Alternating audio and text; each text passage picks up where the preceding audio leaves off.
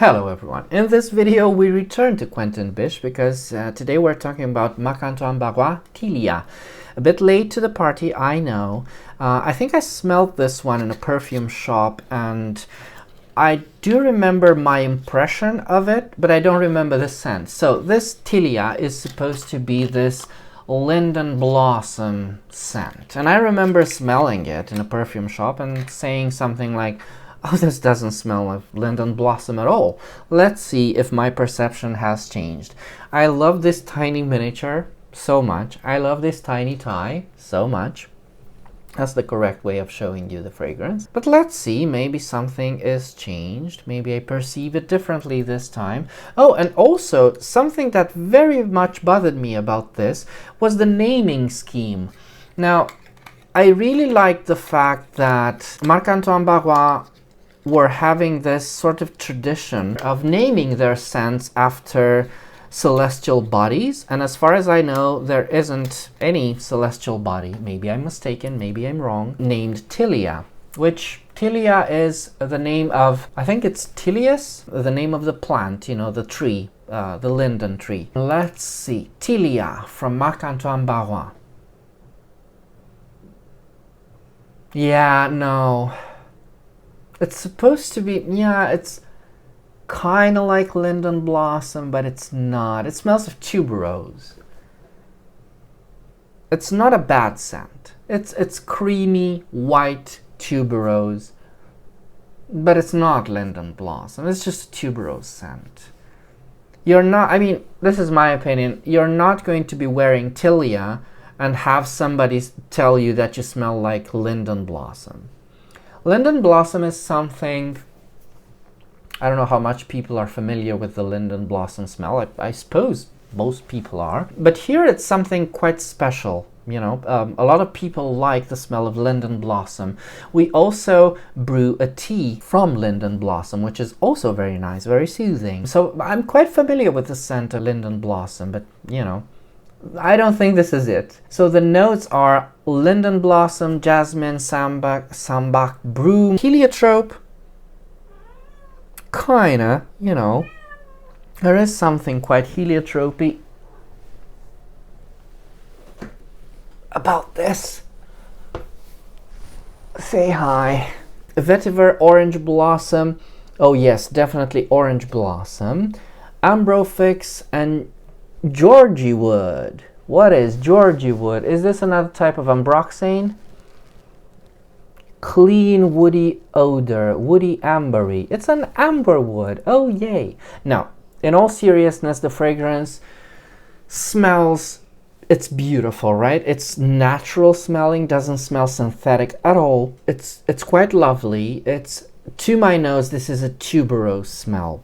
I don't know, it's sweetish. If there was something I could compare it with, it would be Serge Lutens Fleur d'Oranger.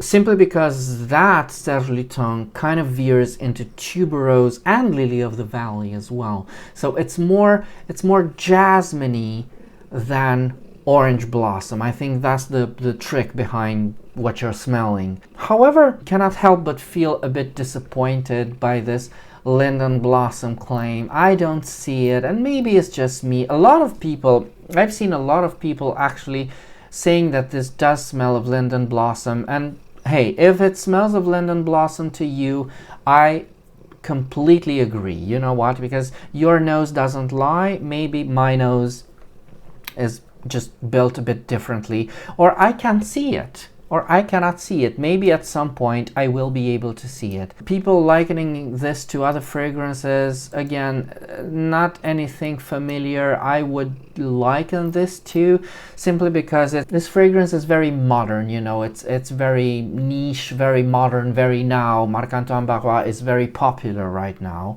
everywhere, and not necessarily with people who would know or wear classical perfumery. I'm more into classical perfumery, as you may very well know. So I don't know all these niche new houses.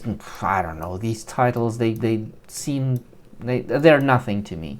I don't know them, so I wouldn't be able to liken it to anything else other than maybe Serge Lutens' Fleur d'Oranger. And that's it.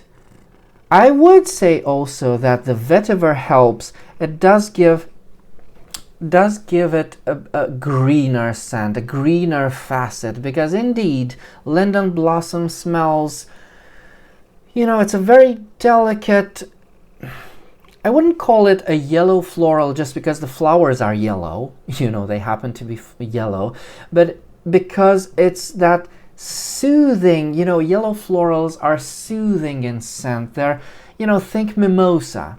Mimosa is the perfect example for yellow floral. And indeed, rather than citing broom, I should say that this is a bit towards mimosa. But when you really squint, yellow florals are nothing but milder white florals, if that makes any sense to you. If not, I'll clarify if needed. There's something also quite minty about this, which again, it helps.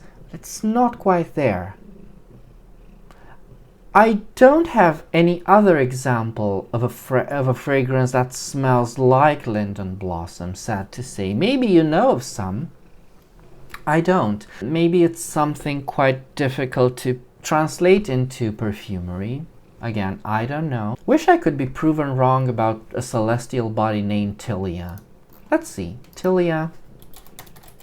There is an asteroid that's 1229 Tilia in the asteroid belt. So good. We can breathe now. It's fine. I really like that tradition of celestial bodies. And the latest fragrance from Marc-Antoine Barrois is, oh God, is it Aldebaran? Yes, Aldebaran. Haven't smelled that one. Will smell it as soon as I'm able, and will give you... Oh, it's a tuberose scent, Aldebaran. Oh no. And it's done by Quentin Bisch as well, because I suppose he's the in-house perfumer right now at Marc-Antoine Barrois. Alright, so these were my first impressions, I guess, or second impressions on Tilia from Marc-Antoine Barrois. If you have any other questions, do let me know in the comments. And until next time, remember, fragrance creates memories, and may yours be happy.